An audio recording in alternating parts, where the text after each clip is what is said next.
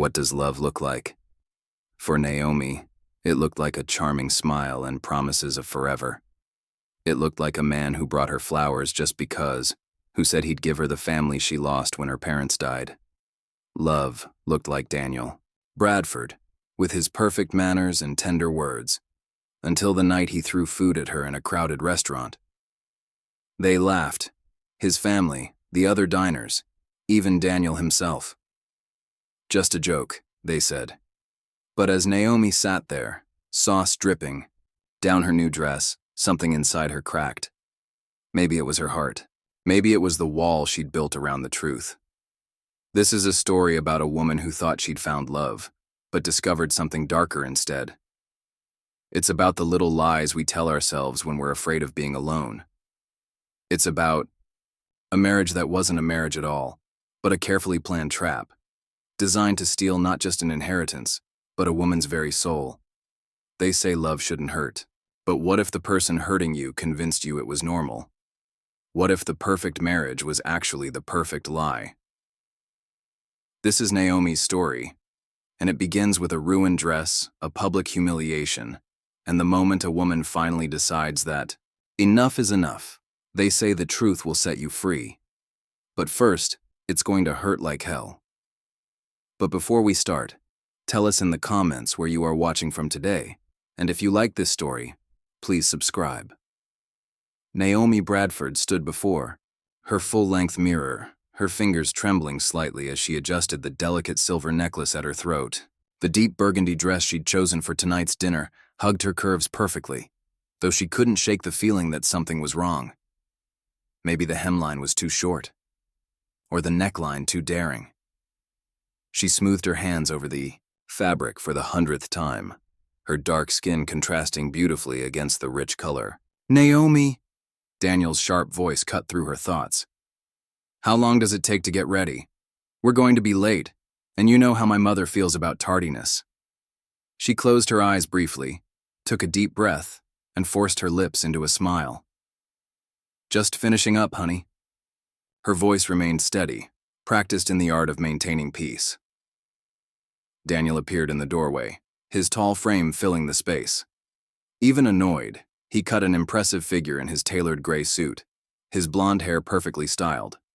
He checked his Rolex, a graduation gift from his parents, and sighed dramatically.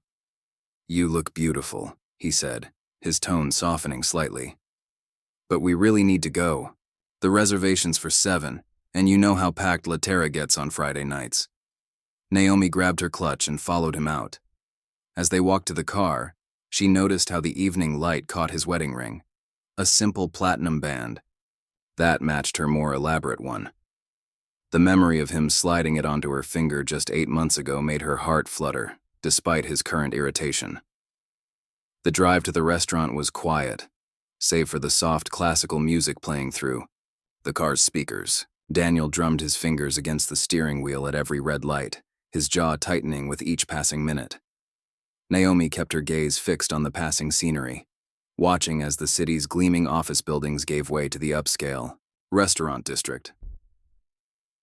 La Terra was everything the reviews claimed, an elegant outdoor setup with strings of fairy lights creating a magical canopy overhead.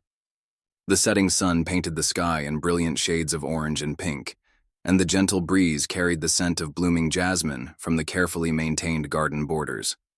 Around them, other diners laughed and chatted, their happiness a stark contrast to the knot forming in Naomi's stomach. Daniel's family had already arrived. His mother, Margaret, rose from her seat with practiced grace, her perfectly highlighted hair catching the light. "Daniel, darling." She air-kissed both his cheeks before turning to Naomi with a considerably cooler smile. "And Naomi, dear, that's quite a bold choice of dress for a family dinner." "It's lovely to see you too, Margaret," Naomi replied, maintaining her composure. She'd learned early on that showing any sign of hurt only made things worse. Robert, Daniel's father, barely looked up from his phone, offering only a distracted grunt of acknowledgement. Daniel's brother James and his wife Sarah completed the table, both wearing expressions of polite disinterest that seemed to be the family's default setting. "We ordered wine," Sarah announced, gesturing to the bottle of expensive Bordeaux being poured by their server. I hope you don't mind, Naomi. I know you're probably used to something different. Naomi caught the slight emphasis on the last word, but chose to focus on arranging her napkin in her lap instead. The wine is perfect, thank you. The conversation flowed around her like a river around a stone, with occasional attempts to draw her in that felt more like tests than genuine inclusion. Margaret dominated the discussion, moving seamlessly between criticisms of her country club's new management and updates about family friends Naomi had never met. Of course, the Andersons' daughter just made partner at her firm, Margaret said, pausing to take a delicate sip of wine. She's about your age, Naomi, though I suppose your background didn't afford the same opportunities. James chuckled. Well, not everyone can be born into the right circles. Some people have to work their way up, right, Naomi? The table erupted in laughter that felt like tiny needles pricking her skin. Naomi forced herself to join in, though the sound felt hollow in her throat. When their appetizers arrived, Naomi saw an opportunity to shift the conversation. Daniel's been doing amazing work on the Richardson project, she offered, genuine pride warming her voice. He mentioned they're considering him for lead architect on their next development. The words had barely left her mouth when Daniel's hand tightened around his fork. Naomi, he cut in, rolling his eyes. You really don't understand how these things work. The project is much more complex than that. I was just trying to what? Make me look unprofessional by spreading incomplete information? Daniel's voice had taken on that edge she'd come to dread. This is exactly why I don't discuss work at home anymore. James leaned back in his chair, a smirk playing at his lips. Still figuring out her place in the family, eh? Don't worry, Naomi, you'll learn eventually. Though some of us, he shared a meaningful look with Sarah, catch on quicker than others. More laughter, more invisible needles. Naomi stared at her plate, watching as the carefully arranged greens began to blur around the edges. I think it's admirable, Sarah chimed in, her voice dripping with false sweetness. How ambitious Naomi is. Though sometimes ambition without proper guidance can be more harmful than helpful. Naomi lifted her water glass, hoping the cool liquid would help dissolve the lump forming in her throat. She thought about speaking again, maybe attempting to redirect the conversation to safer territory. But Daniel's warning glance made her reconsider. The main course arrived in a parade of artfully plated dishes. Naomi had just lifted her fork when Daniel's voice cut through the ambient chatter like a blade. Do you have to embarrass me in front of important people? He snapped, loud enough to draw attention from nearby tables. Can't you just sit there and act normal for once? The restaurant seemed to fall silent, though Naomi knew that was impossible. She could feel eyes on her from all directions, hear the whispers starting to ripple outward from their table. What happened next seemed to unfold in slow motion. Daniel's hand moved toward his plate, but instead of picking up his utensils, he grabbed the entire thing. In one fluid motion, he hurled it toward her, sending a spray of sauce and perfectly seared fish across her burgundy dress. Gasps erupted from nearby tables. A woman at the next table covered her mouth in shock. Even James and Sarah looked uncomfortable, their usual smirks replaced by wide-eyed surprise. Daniel's laugh cut through the tension like a knife through butter.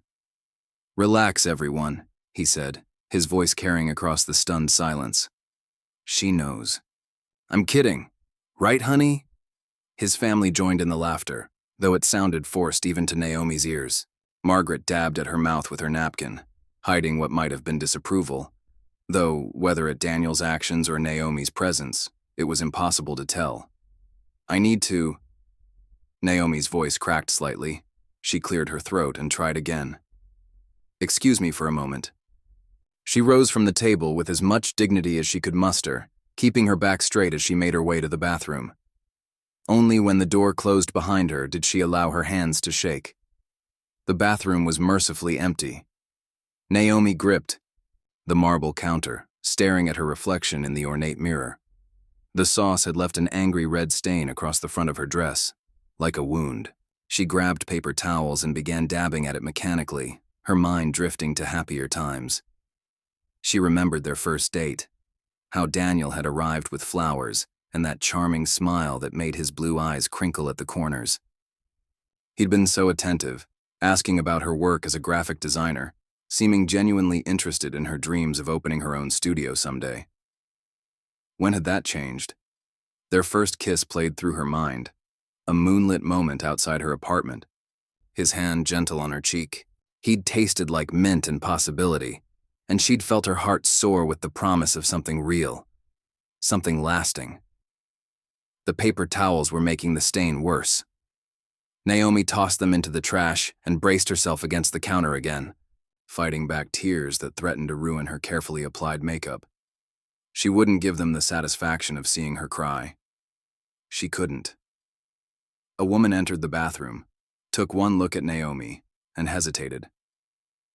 Are you all right?" she asked, genuine concern in her voice. Naomi straightened up, summoning a smile that felt like it might crack her face.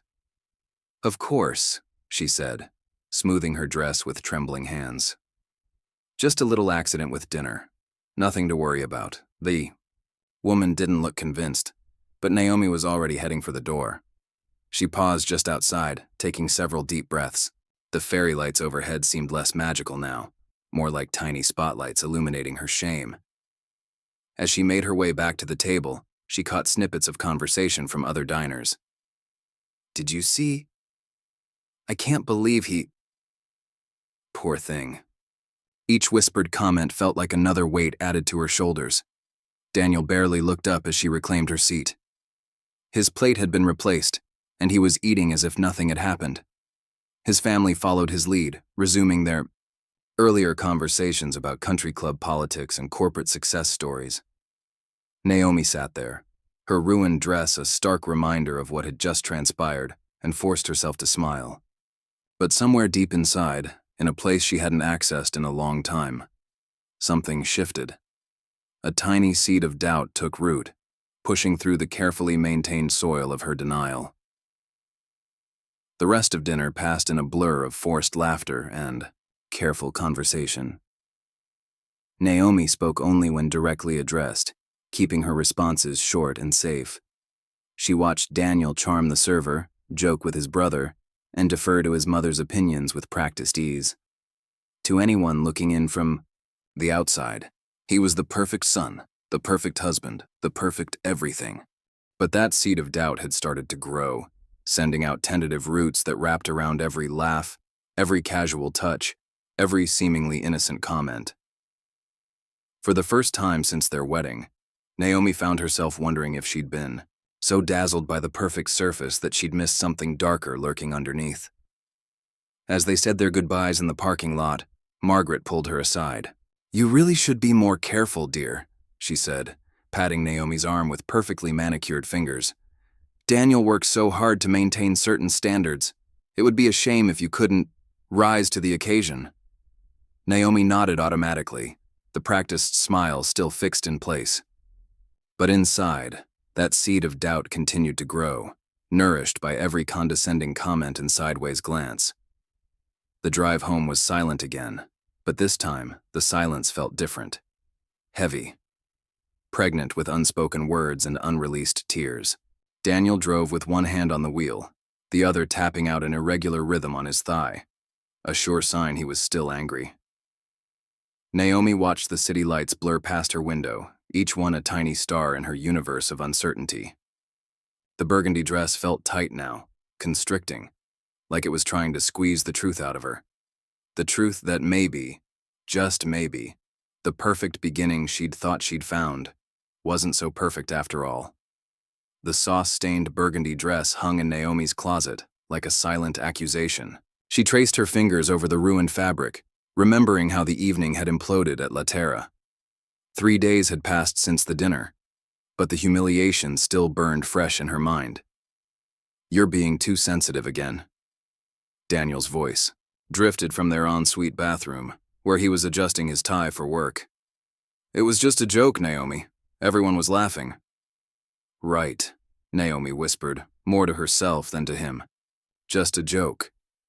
She pushed the dress deeper into the closet, hiding it behind her other clothes as if that could erase what had happened. Daniel appeared behind her, his reflection joining hers in the mirror mounted on the closet door. He wrapped his arms around her waist, resting his chin on her shoulder.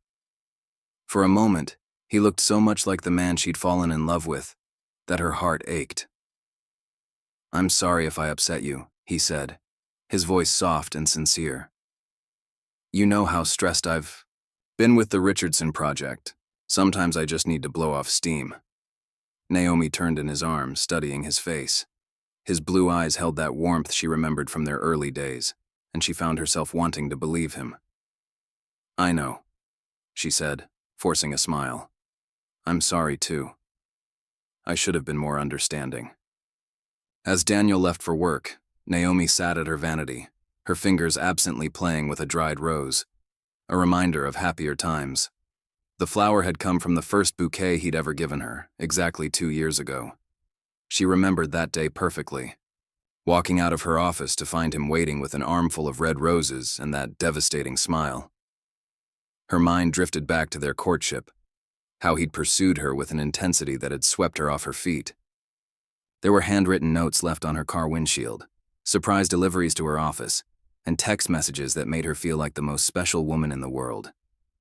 "You're different," he'd told her on their third date, reaching across the table to take her hand. "Most women I meet are so shallow, so focused on status. But you've got substance. Real depth." Looking back, Naomi wondered if she should have recognized the subtle dig at other women as a red flag. But at the time, she'd been too flattered by his attention, too eager to believe in the fairy tale he was offering. The sound of her phone ringing pulled her from her memories. It was Tasha, her best friend since college. Naomi stared at the screen, debating whether to answer. Tasha had a way of seeing through her defenses, of asking questions she wasn't ready to answer. "Hey girl," Tasha's warm voice filled the line when Naomi finally picked up. "Haven't heard from you in a while. Everything okay?" "Of course," Naomi replied automatically, the lie tasting bitter on her tongue. "Just been busy with work and family stuff." There was a pause on the other end. "Naomi," Tasha said slowly, "you know you can tell me anything, right? I've been worried about you." Naomi's throat tightened. She walked to her home office, seeking comfort in the familiar space. Her eyes landed on a photo from her childhood, herself at age 9, sandwiched between her parents at a park picnic. They looked so happy, so complete. Less than a year later, they would both be gone, victims of a drunk driver on a rainy night. "I'm fine, really," Naomi insisted, but her voice wavered slightly. "Daniel's just been under a lot of pressure at work. You know how it is." "Mm-hmm," Tasha hummed, unconvinced. "And does this pressure explain why you've stopped coming to our Thursday coffee dates? Or why you barely post on social media anymore? Girl, I haven't seen you truly smile in months." Naomi sank into her office chair, her free hand finding the locket that held her parents' pictures.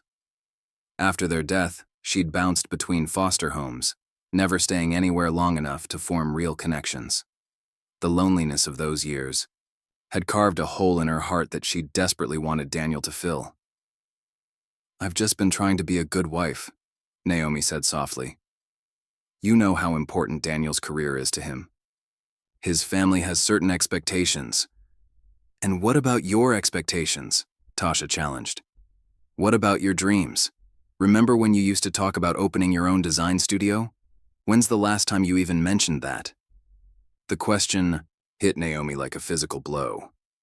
She glanced at her drawing tablet, gathering dust in the corner. When had she stopped sketching? When had she started dimming her own light to make Daniel shine brighter? Her mind wandered to their honeymoon in Bali, 8 months ago. She'd been so excited to capture the beauty of the island, spending hours with her camera. But Daniel had grown increasingly irritated with her wasting time on pictures. "We're on a schedule, Naomi," he'd snapped one afternoon. "The resort arranged this whole tour for us, and you're making us late." She'd apologized profusely, putting her camera away and following him to the next activity. Now, sitting in her office, She realized she hadn't touched that camera since returning home. "I need to go, Tasha," Naomi said suddenly. "I have a client meeting in half an hour." Another lie, but she couldn't bear her friend's concerned questions anymore. After hanging up, Naomi found herself drawn to her wedding album, displayed prominently on the living room bookshelf. She pulled it out, running her fingers over the elegant white cover before opening it. The photos told a story of perfect happiness. Daniel in his tailored tuxedo, Naomi in her flowing white gown, both of them beaming at the camera. But now, looking closer, she noticed things she'd missed before. The tight set of Daniel's jaw in some photos, the way his hand gripped her waist possessively in others. One photo particularly caught her attention. It was taken during the reception, capturing the moment Daniel's mother commented on Naomi's dress choice. "It's a bit bold for a family wedding, dear," Margaret had said, her smile not quite reaching her eyes. "The Bradford women typically choose something more traditional." At the time, Naomi had brushed off the criticism, too happy to let anything spoil her day. But now she remembered how Daniel had agreed with his mother later that night, suggesting that next time Naomi should consult Margaret before making such important decisions. There had been other moments too, small cracks in the perfect picture they presented to the world. Like during their engagement, when Daniel had insisted on a short engagement period. "Why wait?" he'd said. "When you know, you know." She'd been thrilled by his eagerness then, interpreting it as a sign of his deep love for her. Now she wondered if he'd been rushing to seal the deal before she could see past his carefully constructed facade. The sound of the garage door opening startled Naomi from her thoughts.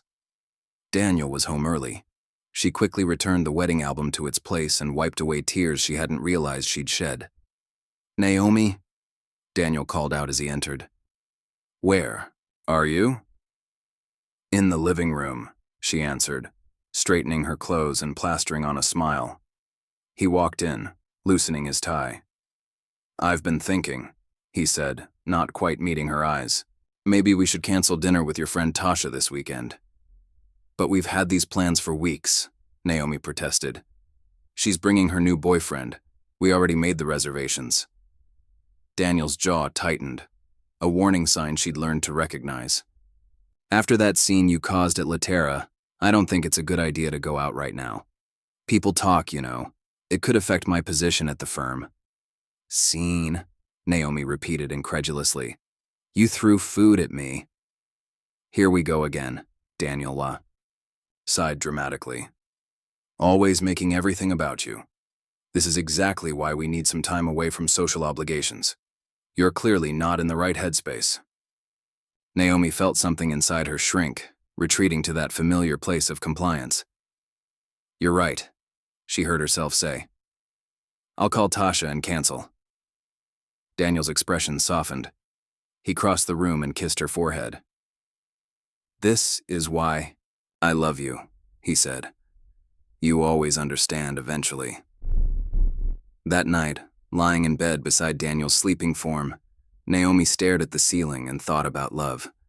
She thought about her parents, how their love had filled their home with warmth and laughter, how her father had always listened to her mother's opinions, valued her thoughts, how they'd supported each other's dreams instead of dimming them.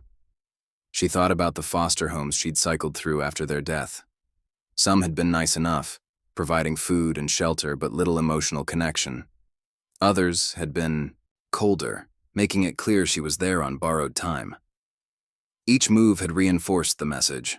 Love was temporary, conditional, something that could be withdrawn at any moment. Maybe that's why she'd fallen so hard for Daniel's pursuit. His attention had felt like a lifeline, his family's wealth and status offering the stability she'd craved since losing her parents. She'd been so grateful for his interest that she'd ignored the price tag attached to his love. Rolling onto her side, Naomi pulled out her phone and opened her photos. She scrolled back to the beginning of their relationship, looking at selfies and candid shots from their early dates. There was Daniel surprising her at work with lunch, Daniel teaching her to golf at his country club, Daniel introducing her to his family at their summer home. In every photo, she was smiling so wide it looked like her face might split. But Daniel's expressions were more complex. proud when showing her off to his friends, irritated when she didn't quite fit in with his world, satisfied when she adapted to please him. A text from Tasha lit up her screen. Missing you. Here. If you need to talk. Always. Naomi quickly turned off her phone, but not before a tear splashed onto the screen. She wiped it away, just as she'd been wiping away all signs of her unhappiness lately. Tomorrow, she decided, she would try harder. She would be more careful with her words at family gatherings. She would show more interest in Daniel's work. She would be the perfect wife he wanted her to be. But as she drifted off to sleep, her grandmother's words echoed in her mind, words spoken long ago when Naomi was just a child. Baby girl, real love doesn't ask you to shrink yourself, it helps you grow. In her dreams that night, Naomi was back in her parents' garden, helping her mother tend to the roses. Some flowers need space to bloom, her mother was saying. If you crowd them too much, they wither. She woke with a start, Daniel's arm heavy across her waist. In the pre-dawn darkness, she finally admitted what she'd been trying so hard to deny. The perfect life she'd thought she'd found was slowly suffocating her, and the man she'd married was nothing like the one who'd swept her off her feet. But admitting it was one thing. Doing something about it was another matter entirely. For now, Naomi did what she'd learned to do best. She pushed the thought away, turned over, and pretended to sleep while planning how to be better, try harder, make it work. After all, isn't that what love was supposed to be about? Compromise, sacrifice, making it work no matter what. The question haunted her as she lay there, waiting for the sun to rise on another day of walking on eggshells and measuring her words, another day of trying to fit herself into the mold Daniel and his family had created for her, another day of pretending everything was perfect, while the cracks in that perfection grew ever wider. Steam rose from the perfectly seared salmon as Naomi arranged it on Daniel's favorite plate. She'd spent the afternoon preparing his preferred meal, a peace offering after the tension of the past week. The dining room glowed with candlelight, and soft jazz played in the background, just the way he liked it. A handwritten note sat propped against his wine glass. I love you. Let's start fresh. The words felt hollow as she wrote them, but Naomi pushed that feeling aside. This was about making things right, about being better. The sound of Daniel's key in the lock made her straighten her posture and check her reflection in the window. She'd worn the blue dress he'd bought her last Christmas, styled her hair the way he preferred.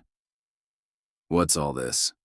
Daniel asked as he walked in, his tone unclear. He loosened his tie and set his phone on the table, face down. I thought we could have a nice dinner together, Naomi said, forcing brightness into her voice. I made your favorite. Daniel nodded absently, already scrolling through his phone. The screen's blue light illuminated his face, creating shadows that made him look like a stranger. A notification sound broke the carefully crafted atmosphere, and Naomi caught a glimpse of the message before Daniel could snatch the phone away. Claire, can't wait to see you again tonight. Work thing, Daniel said quickly, his voice sharp. Stop, snooping. I wasn't, Naomi began, but Daniel cut her off. This is exactly your problem, Naomi. You're always looking for things that aren't there. Can't you just trust me? The salmon grew cold as they sat in tense silence, the candles burning lower. Naomi pushed food around her plate, her appetite gone. Her mind wandered to their early days when Daniel would hang on her every word, when his phone never came between them during dinner. Later that night, while Daniel was in the shower, Naomi found herself staring at her grandmother's house. In an old photo, the modest two-story home had been her sanctuary after her parents' death, the one place she'd felt truly safe. She remembered how persistent Daniel had been about selling it after they got married. Think about our future, he'd said, his voice full of enthusiasm. We could invest the money in something that would really grow. That old house is just sitting there, holding you back. At the time, she'd seen his insistence as caring, as looking out for their financial future. Now, something about those conversations felt different, almost predatory. The shower stopped running, and Naomi quickly put the photo away. But the memory lingered, along with a growing sense of unease about other moments she'd dismissed. The next morning, Daniel left early for a breakfast meeting. Naomi watched him adjust his tie in the mirror, noticing how he spent extra time on his appearance.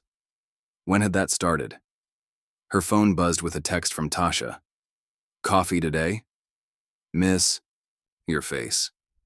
Before Naomi could respond, Daniel spoke from the doorway. "I don't think you should see Tasha so much," he said casually. "She's been filling your head with ideas lately, I can tell." "She's my best friend," Naomi protested, but her voice lacked conviction. "And I'm your husband." Daniel's tone was final. "I'm just looking out for you, baby. You know that." After he left, Naomi sat in their kitchen, surrounded by gleaming appliances she rarely used anymore. When had she stopped cooking the spicy dishes she loved? When had she started making only the bland, sophisticated meals Daniel preferred? The house felt suffocating suddenly, its perfect order and matching decor closing in on her. She needed air, needed to think. Walking through their upscale neighborhood, Naomi passed other houses just like theirs, pristine facades hiding who knew what behind their doors. A woman about her age jogged past, and their eyes met briefly. Did she also spend her days walking on eggshells? Did she also lie awake at night wondering where her real life had gone? Her feet carried her to a small park where she and Daniel used to meet early in their relationship. She sat on their old bench, remembering how he used to bring her coffee and pastries, how he'd talk about their future with such conviction. "We're going to have it all," he'd promised. "The perfect life, the perfect family. You'll never have to worry about anything again." The memory of his words made her shiver despite the warm morning. When had his promises of security started to feel like threats? A young couple walked past, holding hands and laughing. The woman said something, and the man threw his head back in genuine amusement. Naomi couldn't remember the last time Daniel had really laughed at something she'd said. Her phone buzzed again. Another text from Tasha. "Getting worried about you. Please talk to me." This time, Naomi replied, "Just busy. Everything's fine." The lie felt like acid in her stomach. When had she become someone who lied to her best friend? At another family gathering that weekend, Margaret pulled Naomi aside during dessert. The older woman's perfectly manicured nails dug slightly into Naomi's arm as she steered her toward the garden. "Dear," Margaret said, her voice dripping with false concern, "have you given any thought to what we discussed? About children?" Naomi forced her face to remain neutral. "Daniel and I are focusing on our careers right now."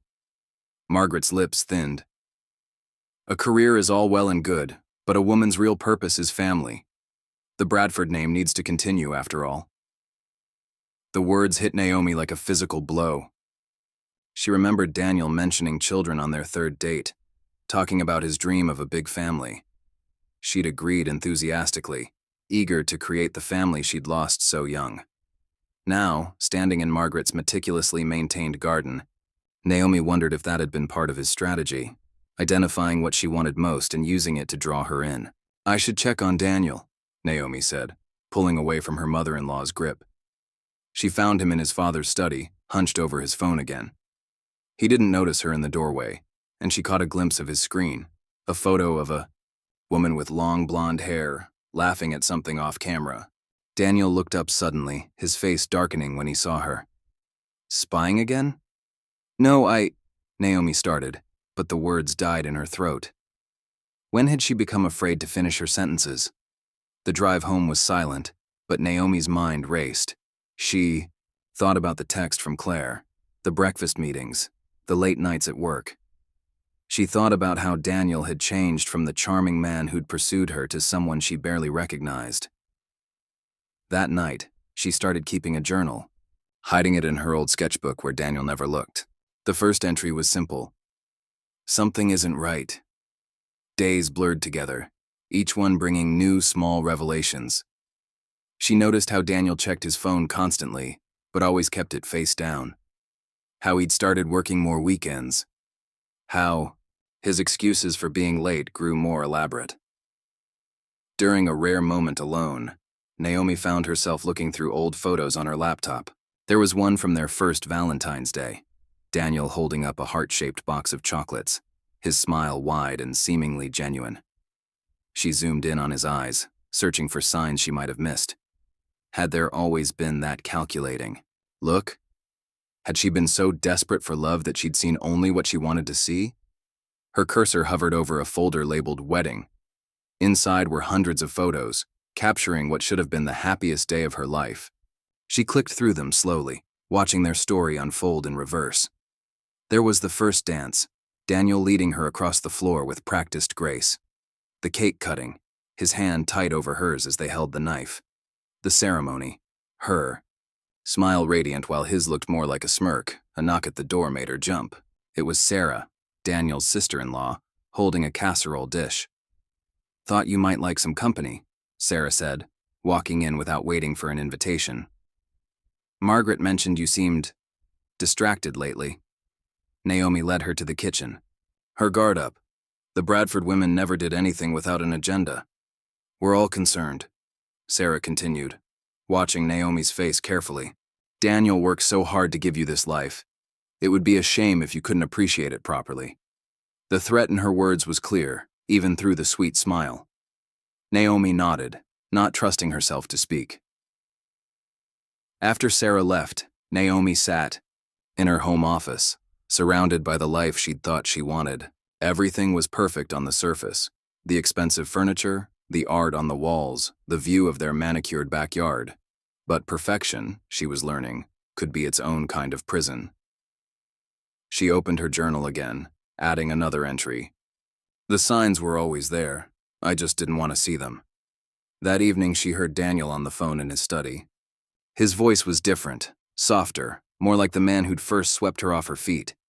She stood outside the door, her heart pounding. "I miss you too," he was saying. "No, she doesn't suspect anything. Yes, I know we need to be careful. Soon, I promise." Naomi barely made it to the bathroom before emptying her stomach. As she knelt on the cold tile floor, she thought about all the times she'd dismissed her instincts, all the red flags she'd ignored. She thought about her grandmother's house, how quickly Daniel had pushed for the sale after their wedding, how he'd insisted on handling all the paperwork. Had that been his plan all along? The sound of Daniel's study door opening sent her scrambling to her feet.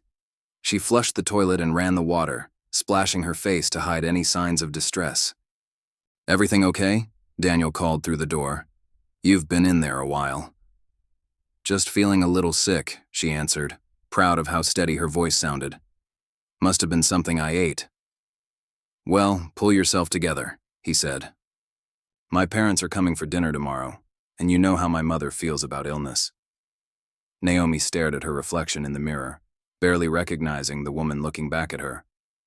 When had she become this person who made excuses for everything? Who jumped at her husband's every command? She thought about Tasha's worried texts, about the concern in her friend's voice during their increasingly rare phone calls. Had Tasha seen what Naomi was only now beginning to understand?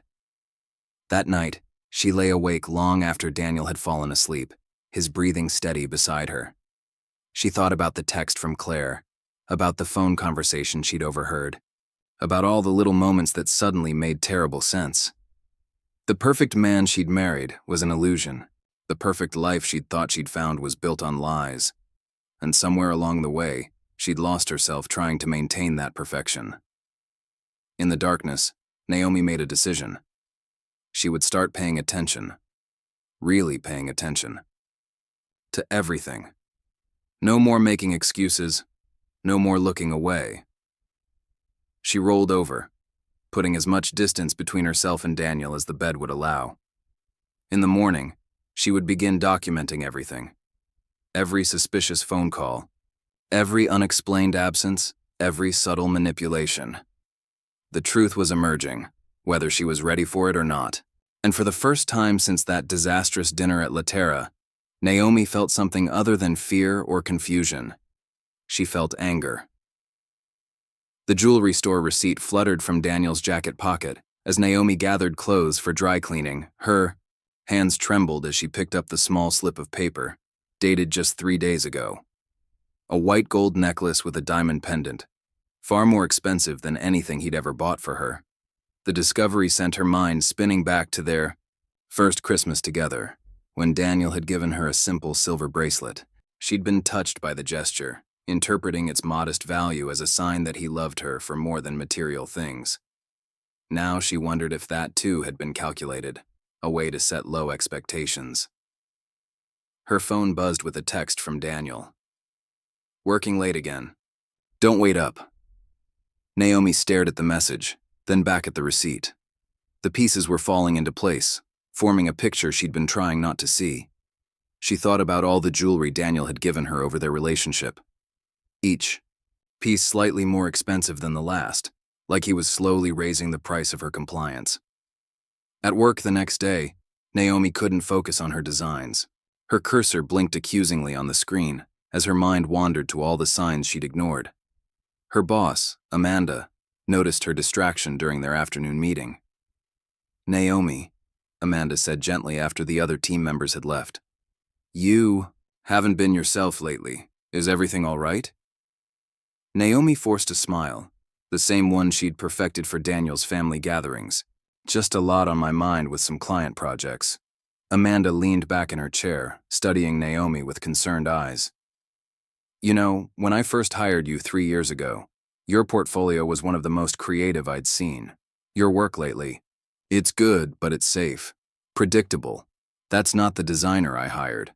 The words hit home harder than Amanda could know. When had Naomi started playing it safe in every aspect of her life? When had she stopped taking creative risks, stopped trusting her instincts? A memory surfaced. Daniel's reaction to her first major design award 2 years ago. Instead of celebrating her success, he'd made a joke about her little hobby in front of his colleagues. She'd laughed along, not wanting to make a scene, but something inside her had withered that day. The sound of voices in the hallway drew her attention. Through the glass walls of the conference room, she saw Daniel walking with a tall, blonde woman she didn't recognize.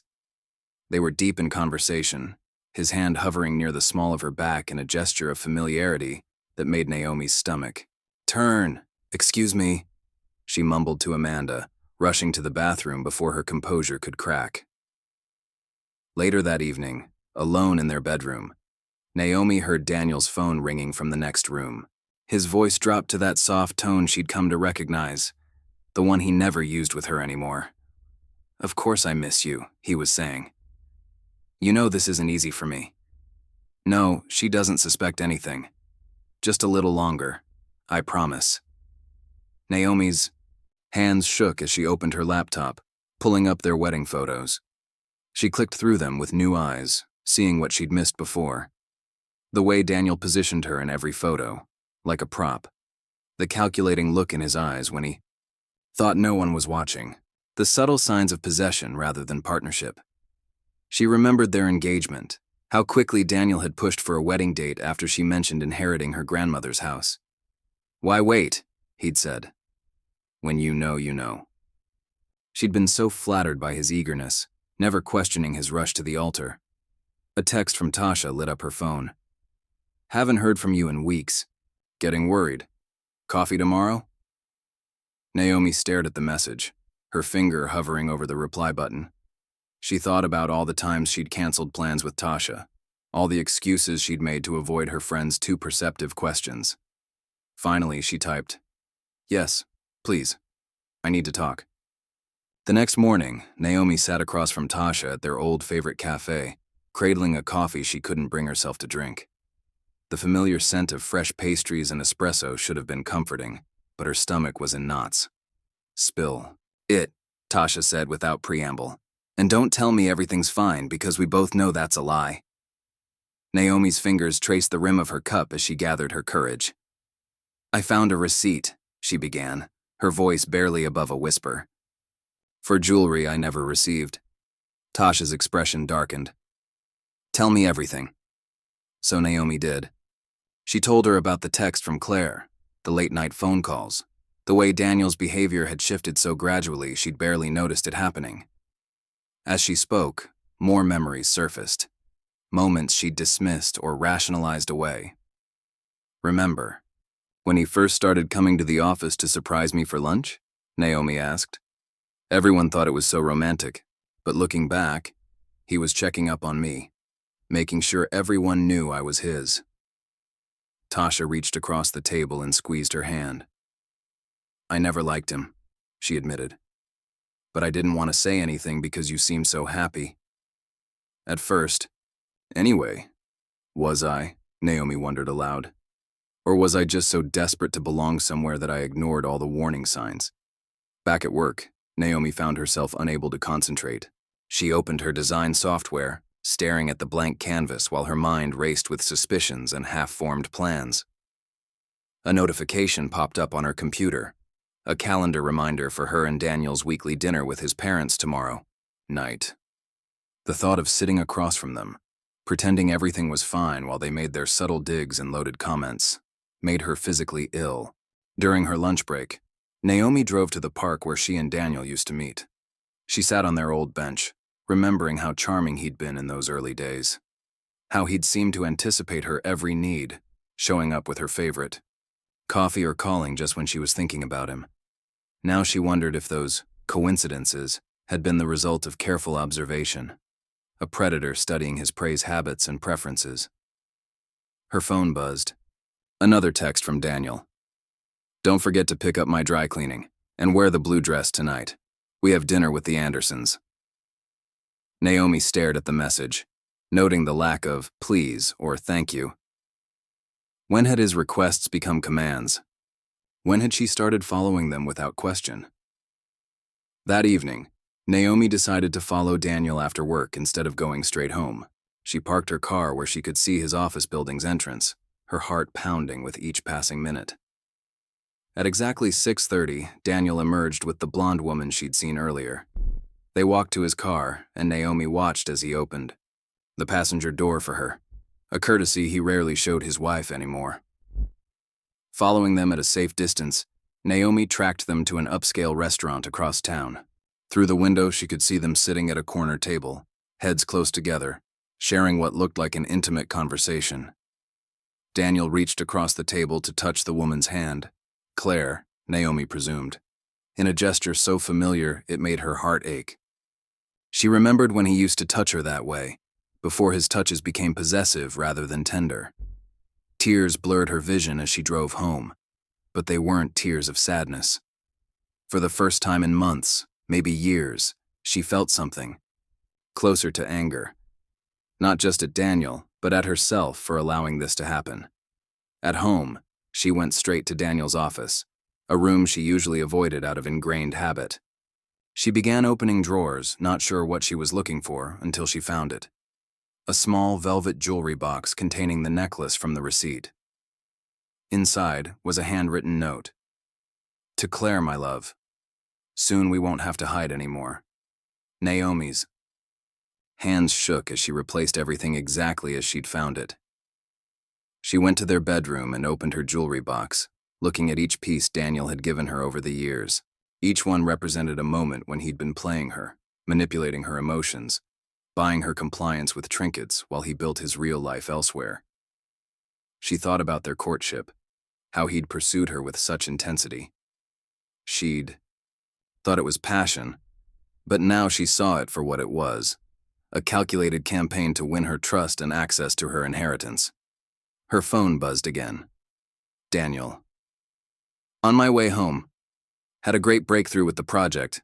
Hope you're wearing the blue dress. Naomi looked at herself in the mirror, still wearing her work clothes. The woman staring back at her looked different somehow. Older, perhaps, but also clearer, more focused. For the first time, she didn't rush to change into what Daniel wanted.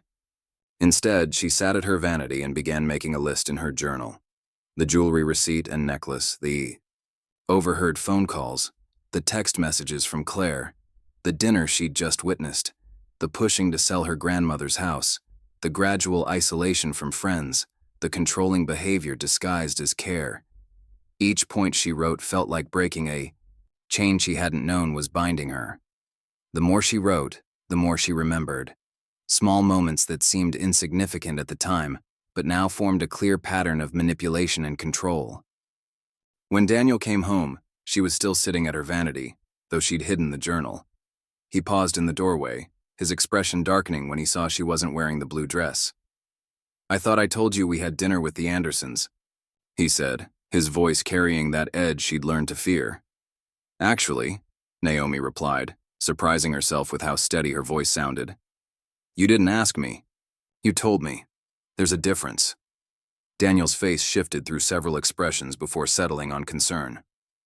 "Are you feeling all right, honey? You seem stressed. Maybe you should take a break from work. You know my salary is more than enough to support us." The suggestion, one he'd made increasingly often lately, suddenly seemed less like concern and more like another attempt to control her, to isolate her further. "I'm fine," she said, meeting his eyes in the mirror. "Just tired." Daniel moved behind her, placing his hands on her shoulders in a gesture that once would have comforted her, but now made her skin crawl. "You know I only want what's best for you," he said, his reflection smiling that practiced smile. Naomi nodded, playing along while her mind raced. She thought about Claire waiting for him at that restaurant, about the necklace hidden in his office, about all the lies and manipulations she was only now beginning to uncover. That night, lying beside him in bed, Naomi felt like she was sleeping, next to a stranger.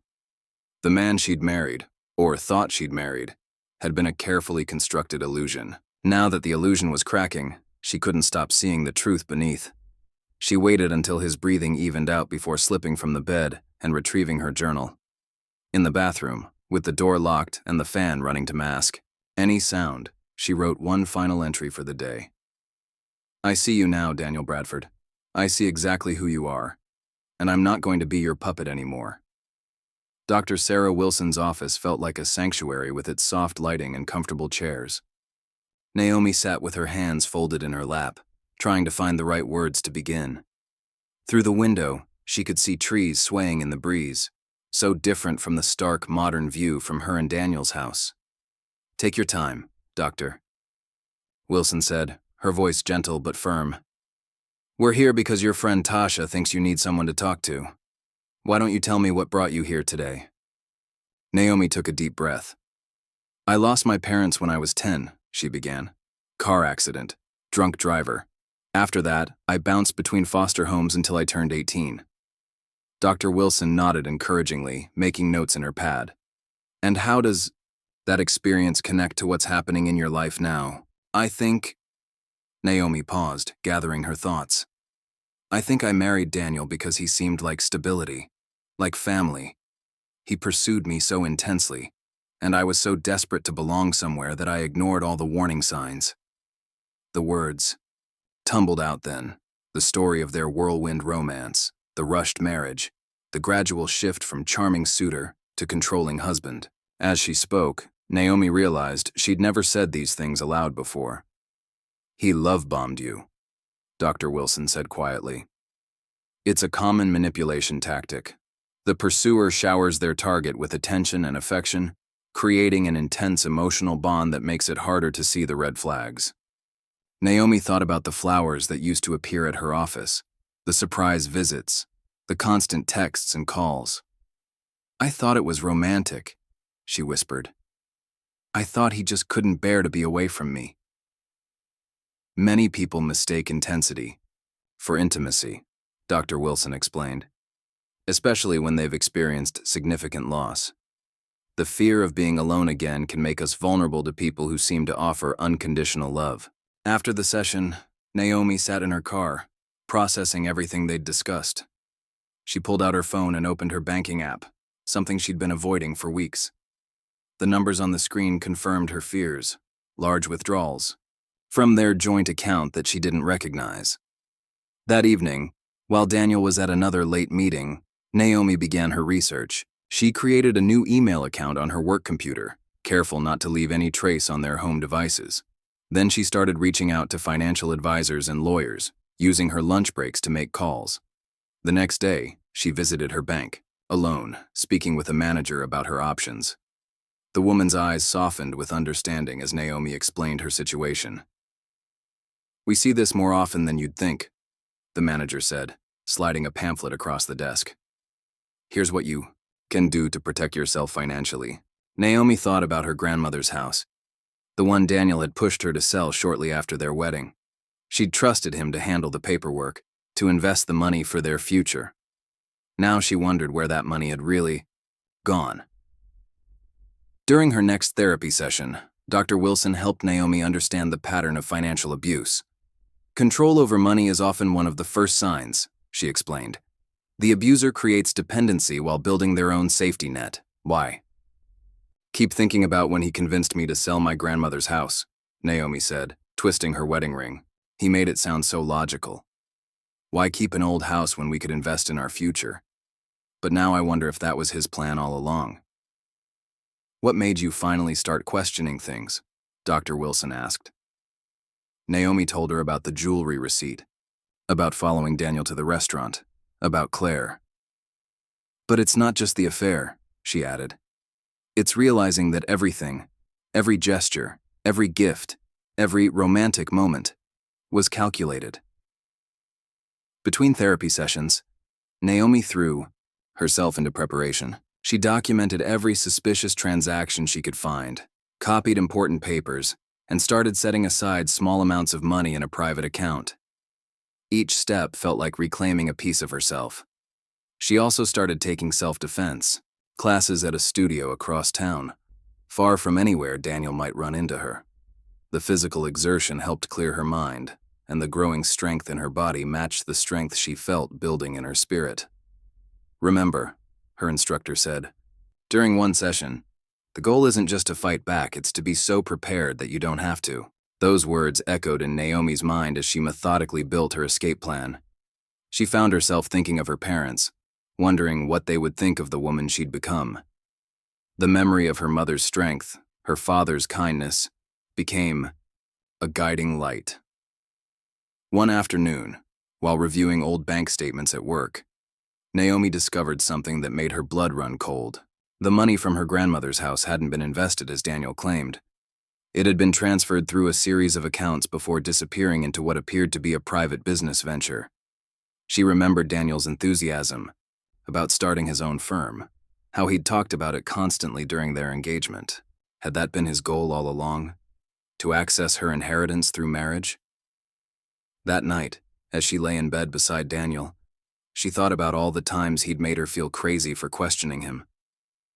"You're being paranoid," he'd say, or, "Why? Are you so insecure?" Each dismissal had made her doubt herself more, retreat further into the role of compliant wife. The next morning, she arrived early at Dr. Wilson's office, clutching a folder of financial documents. "I need to know," she said as soon as she sat down. "Am I crazy for thinking this was all planned? That he targeted me specifically for my inheritance?" Dr. Wilson studied the documents carefully. "Naomi, what you're describing is a pattern of deliberate manipulation and financial abuse. Your instincts aren't wrong. They're finally being allowed to speak." Those words gave Naomi the courage to keep digging.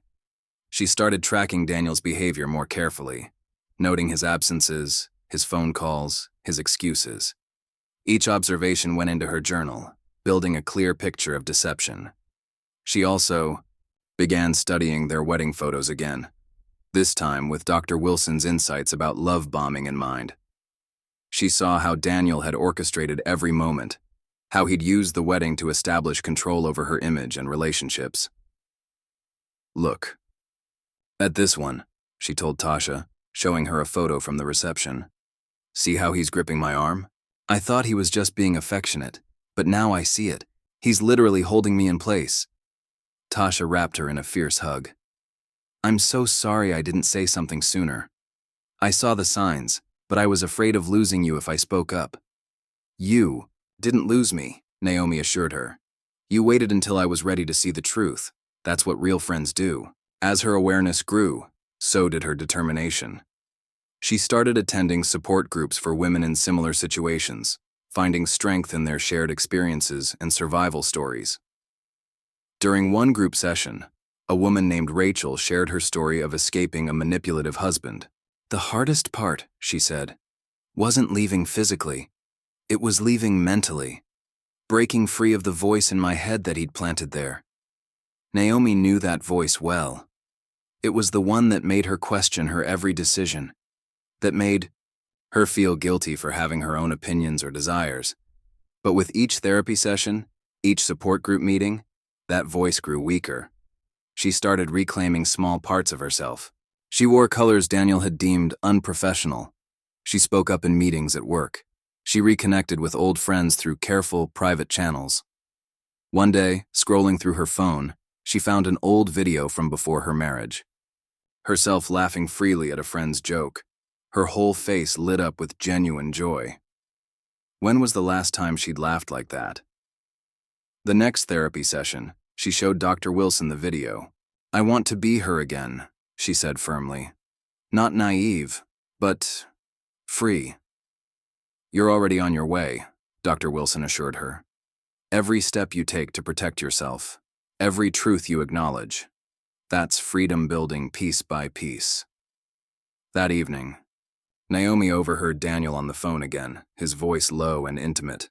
But this time, instead of pain, she felt a strange calm. She knew what she had to do. She spent the next week preparing. She scanned documents, photographed evidence, and created secure backups of everything. She researched divorce lawyers, domestic, violence resources, and financial advisors. Through it all, she maintained her routine, playing the role of devoted wife while strengthening her resolve. Each morning, she recited a mantra Dr. Wilson had helped her develop. "I am strong. I am worthy. I am free." The self-defense classes became more than just exercise.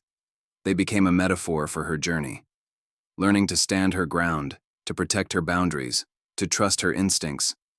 "Your body knows the truth," her instructor often said. "It's been telling you all along. Now you're finally listening."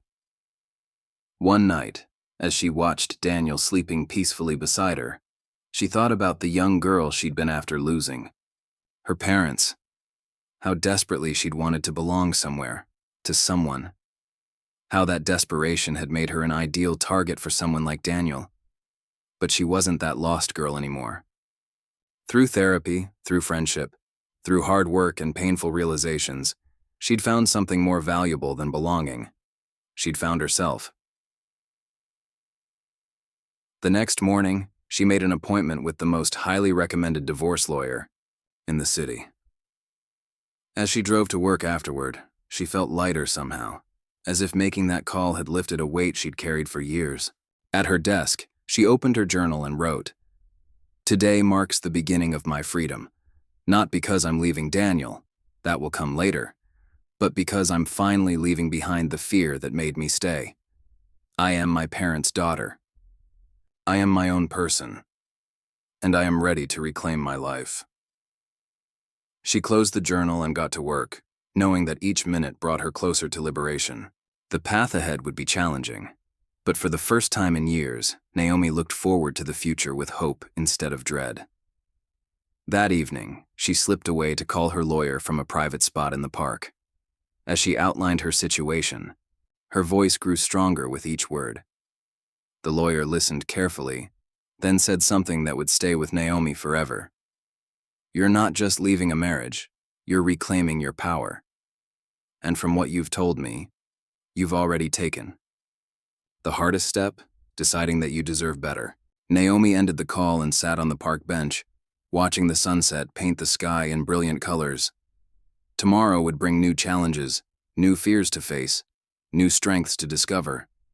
But tonight, she allowed herself to feel proud of how far she'd come. She was no longer the woman who apologized for existing, who dimmed her light to make others comfortable, who accepted crumbs of affection as if they were feasts. She was becoming someone new, or perhaps more accurately, she was becoming herself again. The journey ahead would be difficult, but Naomi was ready. She had truth on her side, strength in her heart, and a growing army of supporters in her corner. Most importantly, she had herself, the self she'd buried for so long, now finally emerging into the light. The Bradford family's summer garden party felt different this time. Naomi stood at the edge of the perfectly manicured lawn, watching the familiar scene unfold. Margaret holding court among her society friends, Robert discussing business deals, James and Sarah circulating with practiced charm. But something had shifted.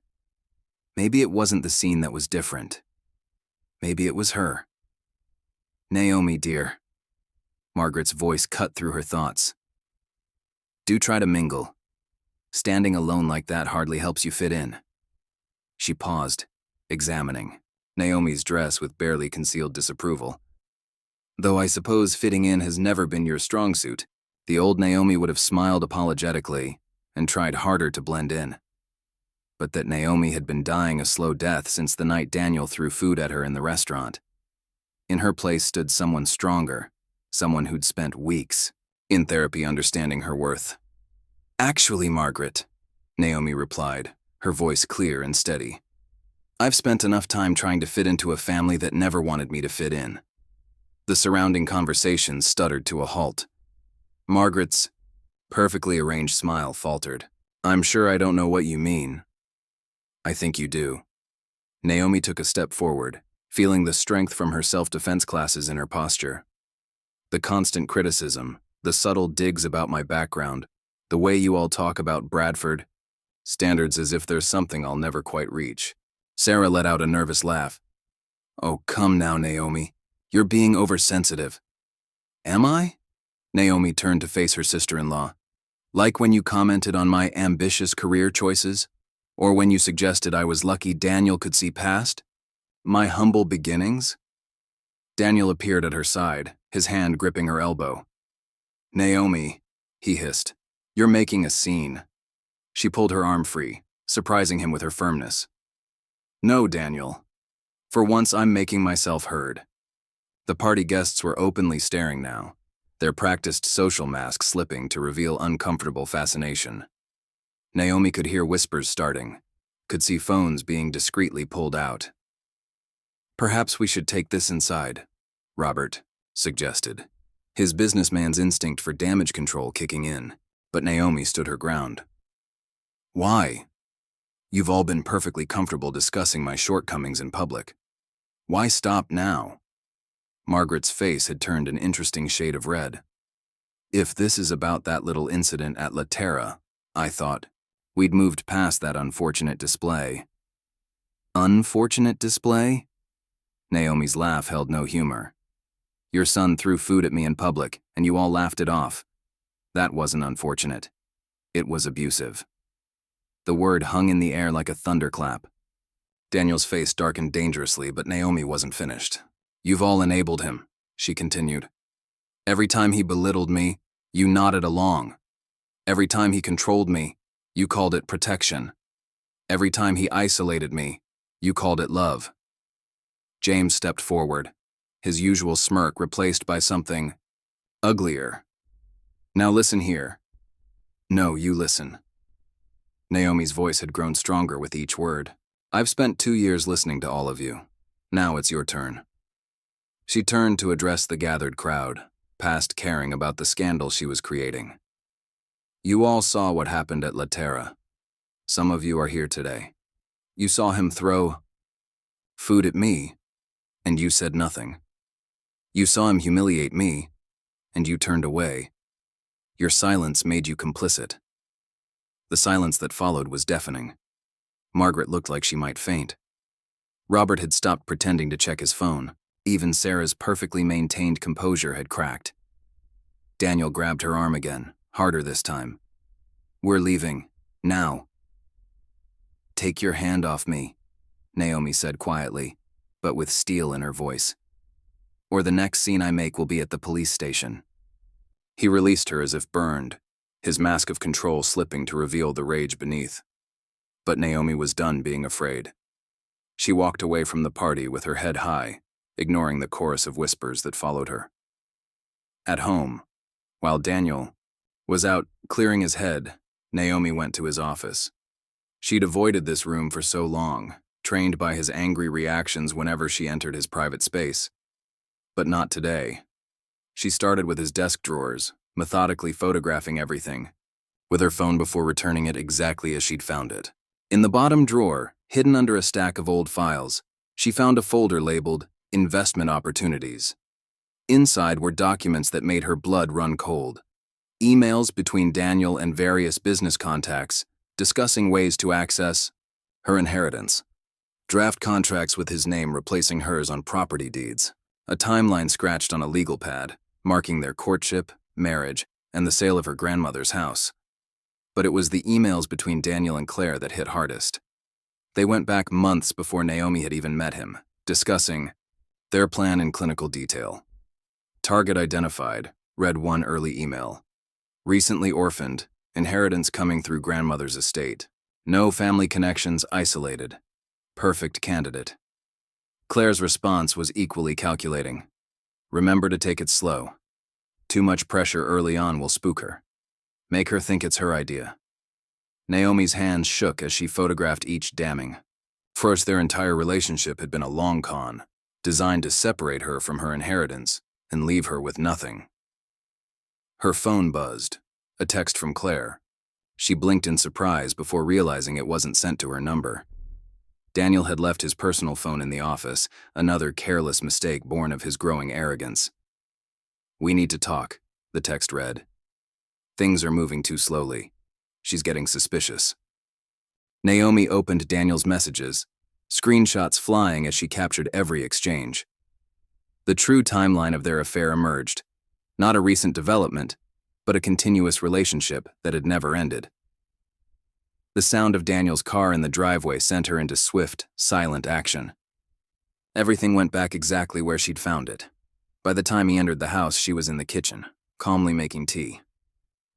"We need to talk about your behavior today," he announced, his voice hard. "Yes," Naomi agreed. "We do." She walked past him to her home office, returning with a thick folder. Inside were copies of everything she'd just discovered, along with bank statements, photos, and transcripts of conversations she'd recorded. "What is this?" Daniel's face had gone pale. "This," Naomi said calmly, "is the truth, all of it. The affair with Claire, the plan to steal my inheritance, the manipulation, everything." "You're being ridiculous," he tried, but his voice lacked conviction. "Am I?" She pulled out an email printout. "September 15th, 2 months before we met. You and Claire discussing how to approach me, how to gain my trust." Another document. The transfer records from my grandmother's house sale, showing where the money really went. A final paper. "Your prenuptial agreement draft. The one you never showed me, the one that would have left me with nothing." Daniel's face transformed, arrogance replacing panic. "You went through my private things? That's illegal." "So is fraud," Naomi countered. "So is financial abuse. So is conspiracy.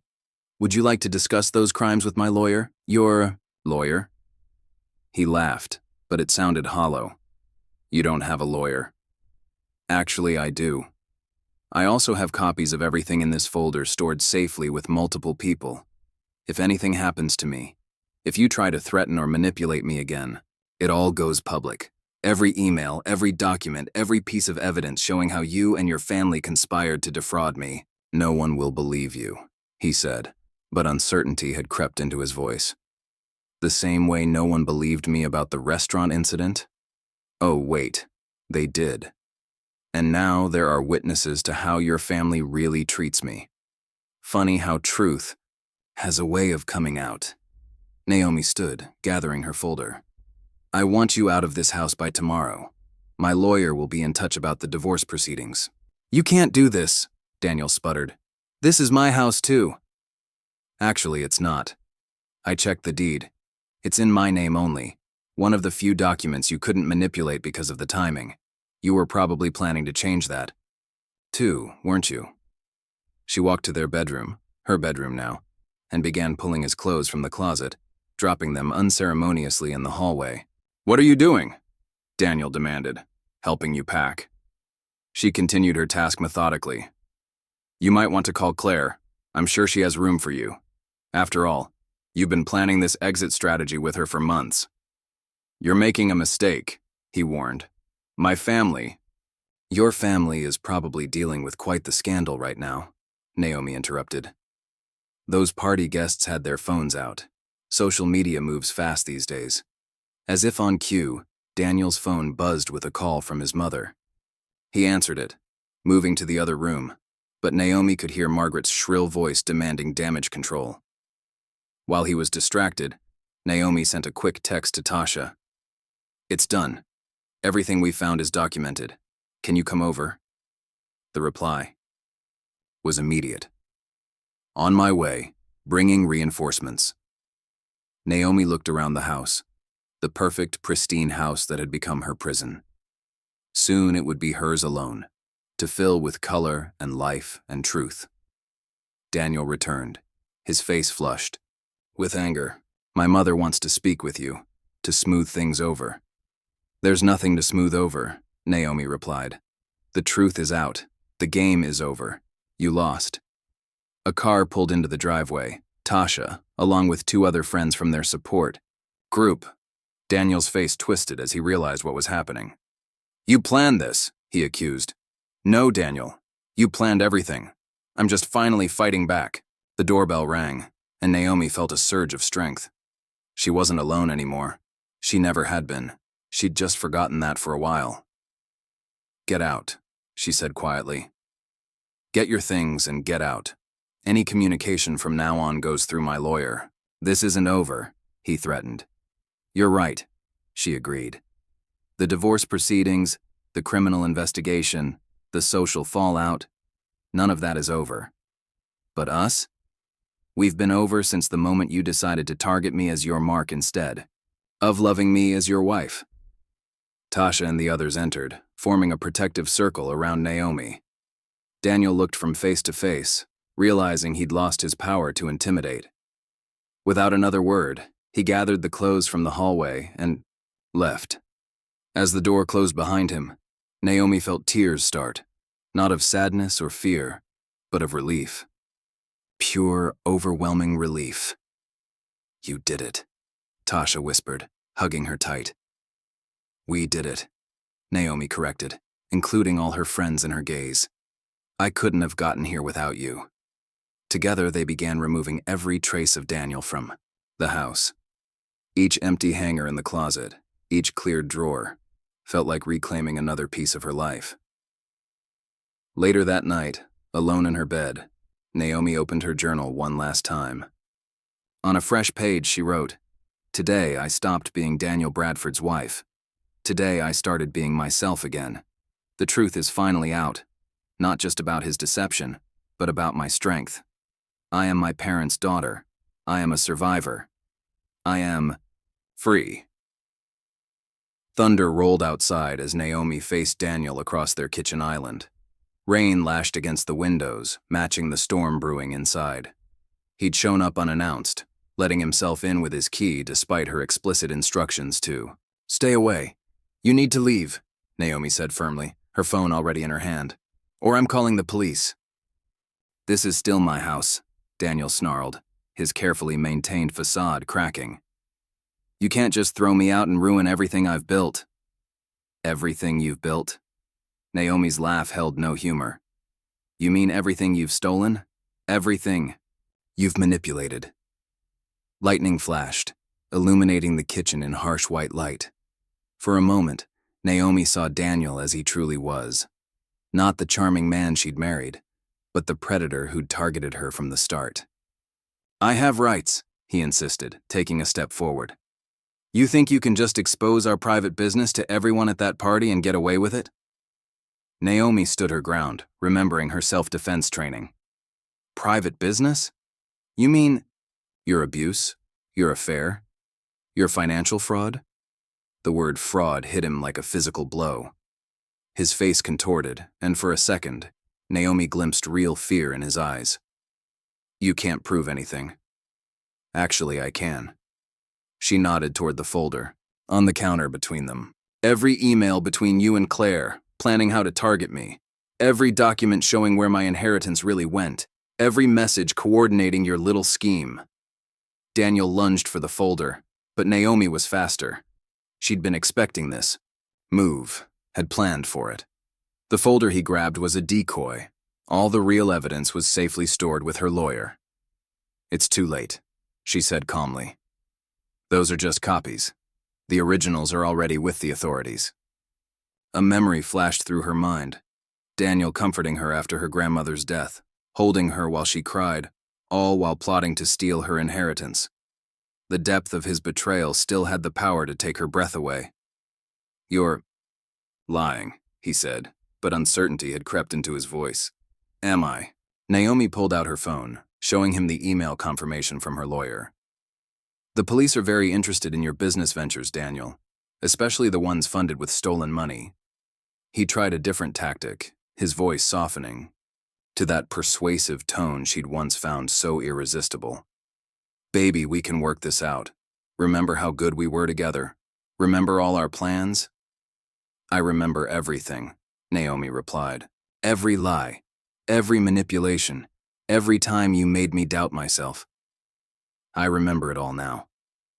She thought about their first date, how he'd known exactly what to say, exactly how to play on her loneliness and grief. It hadn't been chance. It had been carefully planned manipulation. "The police are on their way," she continued, though she hadn't actually called them yet. "You should leave while you can." Daniel's face darkened. "You ungrateful bitch. After everything I've done for you." "Everything you've done to me," Naomi corrected. "And I'm not ungrateful. I'm awake." The sound of a car pulling into the driveway made Daniel tense. It was probably Tasha. Naomi had texted her a warning signal when Daniel first appeared, but he didn't know that. "This isn't over," he threatened, backing toward the door. "Actually, it is." Naomi's voice remained steady. "I've filed for divorce and a restraining order. Any further communication needs to go through my lawyer." "A restraining order?" He laughed, but it sounded hollow. "You really think you can paint me as some kind of monster?" "You did that yourself," Naomi replied. "I'm just finally telling the truth about it." As if to prove her point, Daniel's control snapped. He swept his arm across the counter, sending the folder and its contents flying. Papers scattered across the floor like fallen leaves. "You think anyone will believe you?" he shouted. "You're nothing without me. Nothing."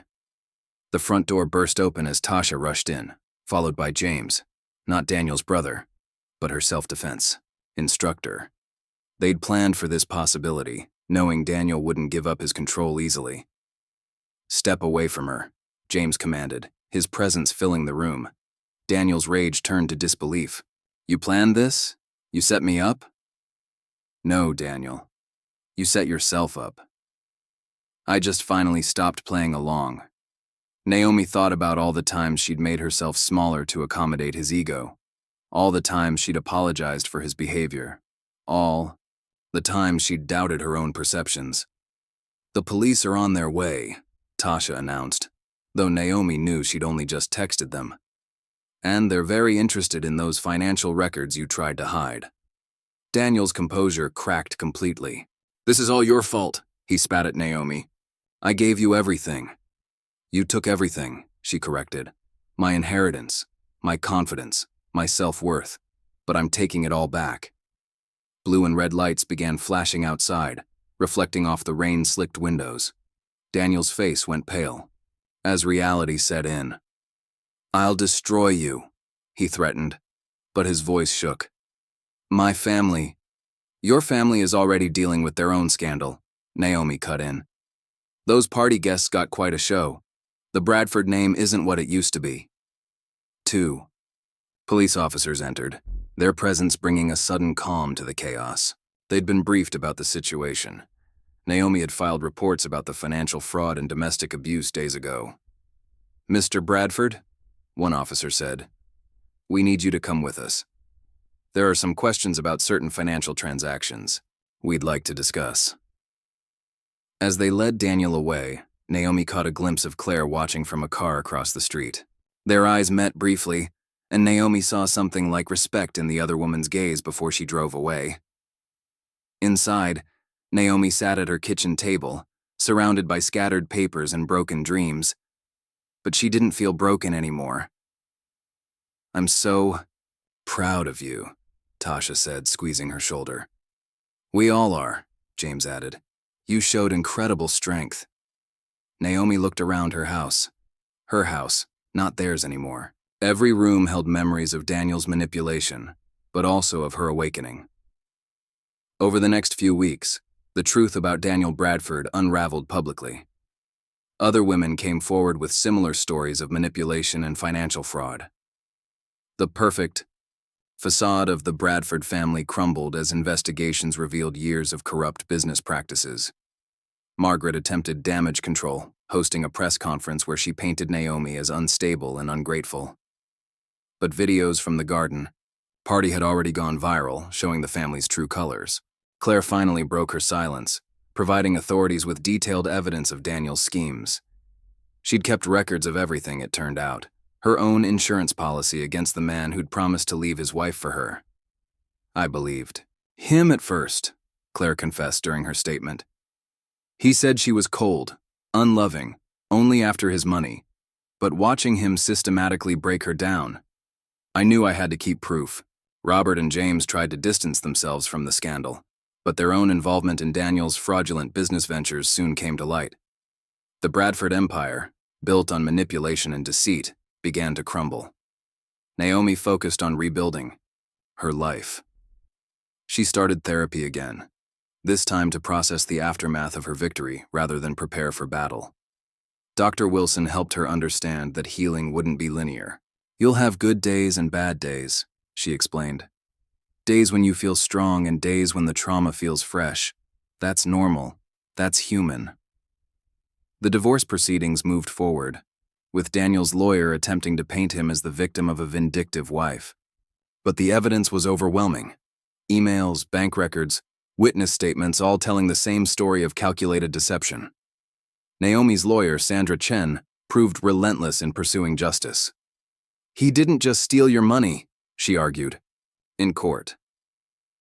He stole years of your life, your sense of self. That demands restitution. The hardest part was facing the memories. Every room in the house held echoes of Daniel's manipulation. The kitchen where he'd gaslighted her about overheard phone calls. The bedroom where he'd love-bombed her after each emotional attack. The office where he'd plotted her financial ruin. But Naomi refused to let him keep that power. She redecorated, painting the walls in bright colors he would have hated. She turned his office into an art studio, finally pursuing her dream of graphic design on her own terms. Some of Daniel's family tried to reach out, claiming they'd had no idea about his true nature. But Naomi remembered every subtle dig, every backhanded compliment, every moment they'd enabled his abuse. I don't hate you, she told Margaret when they crossed paths at the courthouse. I pity you. You created the monster that destroyed your family's reputation. The media attention was intense at first. Everyone wanted to hear about the woman who'd exposed the Bradford family's corruption. Naomi declined most interviews, but she did write a powerful essay about recognizing and escaping financial abuse. The scariest part, she wrote, isn't the obvious abuse. It's the subtle manipulation that makes you doubt your own reality.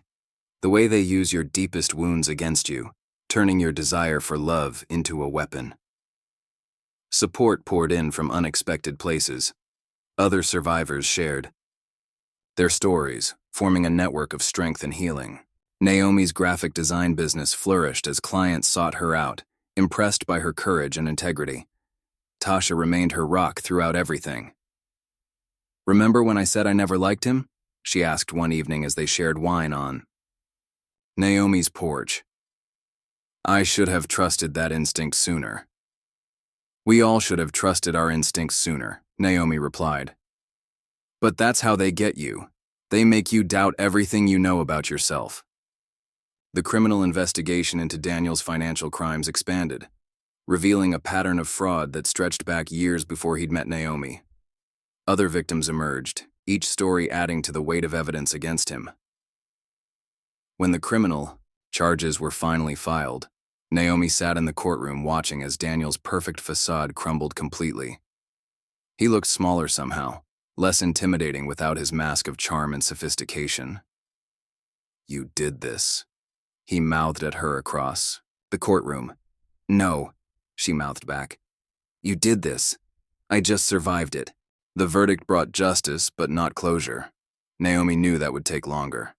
The financial restitution wouldn't erase the trauma, but it would help her rebuild. Most importantly, she had reclaimed her story.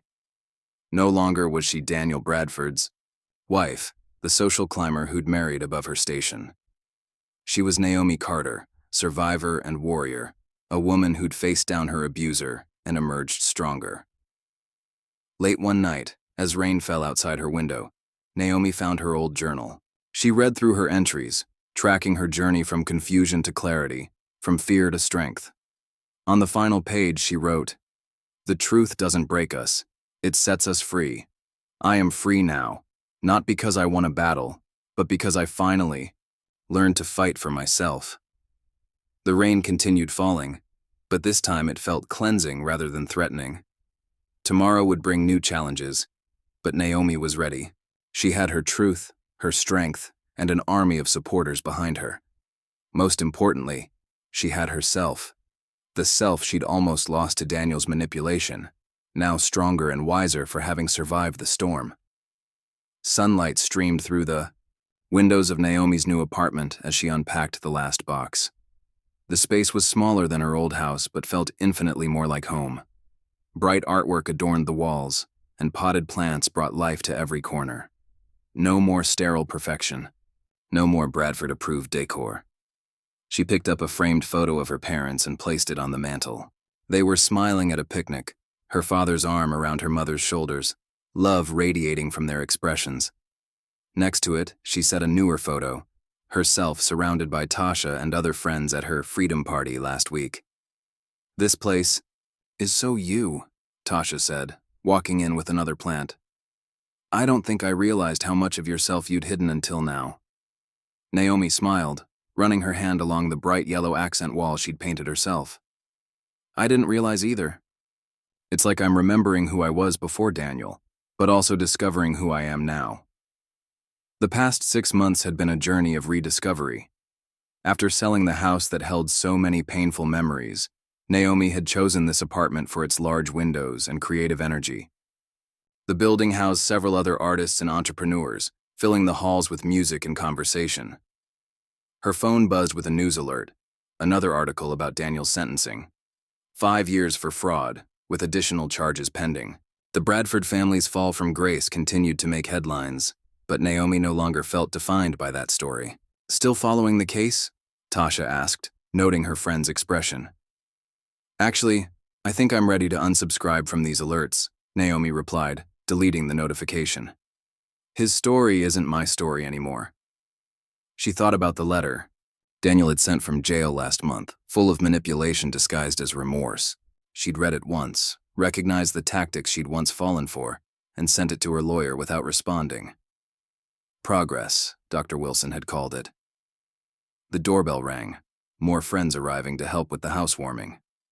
Naomi opened the door, to find Sarah, a woman she'd met at the domestic abuse support group, holding a homemade lasagna.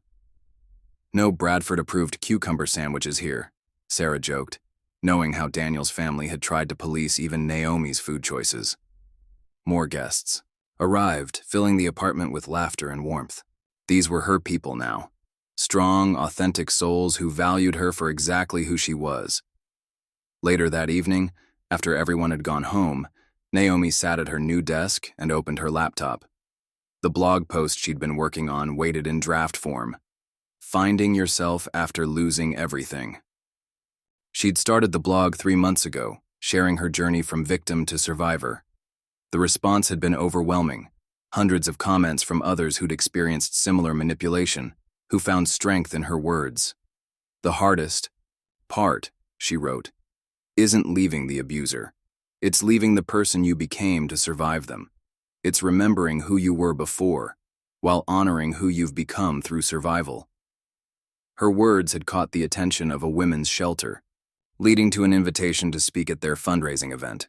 Standing at that podium, sharing her story with others who understood, Naomi had felt another piece of herself click back into place. A message popped up on her screen. "Claire, reaching out as she sometimes did now. Their relationship was complicated, but healing. Both had been manipulated by the same man, though in different ways. Thought you'd want to know, Claire's message read. Margaret Bradford's country club membership was revoked today. Karma's real. Naomi smiled, but didn't respond. Immediately, she appreciated the updates but was working on creating boundaries, even with allies. Instead, she turned to her design work. Her client list had grown steadily since she'd started her own firm, attracting people who valued creativity and authenticity over Bradford-style perfection. The next morning, Naomi walked to her favorite coffee shop, enjoying the spring sunshine. The barista greeted her by name and started preparing her usual order, no more pretending to prefer Daniel's tasteless coffee choices. "The usual table's free," the barista called as she handed over Naomi's cinnamon latte. Settling into her favorite spot by the window, Naomi pulled out her journal. She'd kept the habit but transformed it from a record of abuse to a celebration of growth. Today's entry began. "Sometimes I catch myself smiling for no reason, and then I realize the reason is freedom. The reason is me." Her phone buzzed with a text from Dr. Wilson confirming their weekly session. Though the acute crisis had passed, Naomi maintained her therapy appointments. She'd learned that healing wasn't a destination but a journey. "How's the dating question coming along?" Dr. Wilson asked during their session that afternoon. Naomi considered the question carefully. "I'm not ready yet, but I'm not afraid of it, either. I know what red flags look like now. I trust myself to recognize them." "That's significant progress," Dr. Wilson noted. "Trusting yourself is the foundation of all healthy relationships." After therapy, Naomi stopped by the women's shelter where she now volunteered twice a week. Today's workshop focused on financial independence, something she was uniquely qualified to discuss. "The money isn't really about money," she told the group. "It's about power, about choices, about believing you deserve both." One young woman, reminding Naomi of herself 2 years ago, raised her hand. "But what if you think you're not strong enough to start over?" "You are," Naomi assured her. "You're stronger than you know, and you don't have to do it alone." That evening, Naomi attended a local artists' meetup. She'd joined the group a month ago, finally pursuing her interest in painting. Her first attempts were far from perfect, but she was learning to find beauty in the imperfection. "Your use of color is fearless," another artist commented, studying Naomi's latest work. "There's so much joy in it." Joy. The word struck Naomi as she walked home. When was the last time she'd felt simple, uncomplicated joy during her marriage? Had she ever? Back in her apartment, she opened the box she'd labeled "Past," the last one from her old house. Inside were her wedding photos, the jewelry Daniel had used to buy her compliance, papers from their shared life. She'd kept them not out of sentimentality, but as a reminder of her strength. These weren't mementos of love. They were evidence of her survival. Taking out her wedding album, Naomi studied her face in those photos. She looked happy on the surface, but now she could see the tension around her eyes, the slight stiffness in her smile. Even then, some part of her had known. Her phone lit up with another message, a young woman who'd read her blog, asking for advice about leaving her own manipulative relationship. "Trust yourself," Naomi wrote back. "Your instincts are trying to protect you. Listen to them." She thought about her own ignored instincts, how long it had taken her to trust them again. Now they were her most valuable guide, steering her away from toxic people and toward authentic connections. The next morning, Naomi woke early to work on her book proposal. Several publishers had expressed interest in her story, but she'd waited until she felt ready to revisit those memories with purpose. "This isn't just my story," she typed. "It's a map for others finding their way out of the darkness. It's proof that you can lose everything and still find something greater. Yourself." Her writing was interrupted by a call from her lawyer. The investigation into the Bradford family's business dealings had uncovered more victims, more fraud. They wanted Naomi to testify again. "I'll do it," she said without hesitation. Not for revenge, but for justice, for truth. Later that week, Naomi spoke at a conference about domestic abuse and financial fraud. Standing at the podium, she saw herself reflected in the faces of her audience. Some still trapped, some escaping, some already free. The perfect life I thought I had was a prison, she told them. True perfection lies in embracing your authentic self, scars and all. After her speech, a line of people waited to talk to her. One woman held her hand and whispered, "Your story gave me courage to leave." Those moments made everything worth it. The pain, the fear, the public exposure. If her story could help others find their strength, then even the darkest parts had purpose. Back home, Naomi added fresh flowers to her kitchen table, bright sunflowers that would have horrified Margaret Bradford's sophisticated sensibilities. Their bold yellow petals reminded her of sunshine after rain.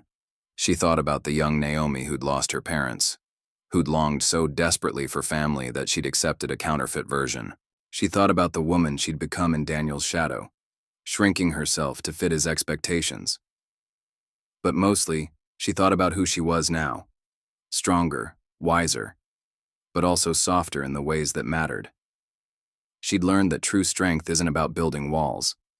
It's about knowing your worth and protecting it. Opening her journal one last time that night, Naomi wrote, "Dear past self, you will survive this.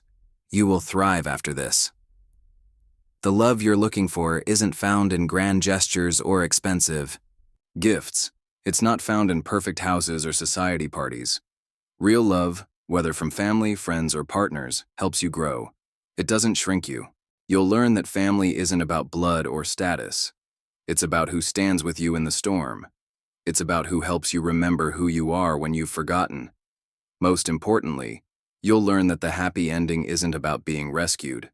It's about becoming your own hero. It's about building a life so authentic that the old cage looks like the prison it always was. You are not broken. You are breaking free. Love your future self." Closing the journal, Naomi walked to her window. The city lights sparkled below, each one representing a story, a struggle, a triumph. Her story was just one among millions, but it was hers, finally, truly hers. Tomorrow would bring new challenges, new opportunities, new chances to choose herself.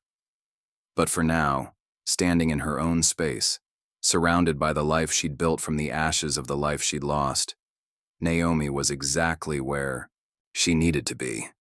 She was home, not in a physical space, but in herself. And that, she had learned, was the greatest freedom of all. If this story touched you, don't forget to hit like and subscribe for more powerful stories of survival and transformation. Remember, sometimes the bravest thing you can do is stop smiling at the joke that was never funny in the first place.